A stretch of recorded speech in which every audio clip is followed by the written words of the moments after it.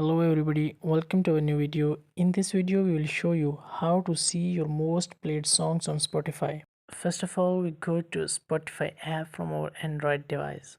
Unfortunately, there is no option to see most played songs on Spotify.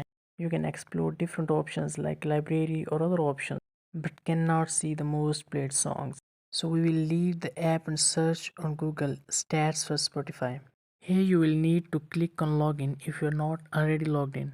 And if you are already logged in, you have to click on stats for Spotify. Now scroll down and click on agree button. Well, here you will see three options: top tracks, top artists and top genres. To see most played songs on Spotify, you have to click on top tracks. Now you can see the most played songs with three different options within last 4 weeks, last 6 months or all time. You can choose any option whatever you want. This is the way you can see most played songs on Spotify. Like and share this video if it works well for you.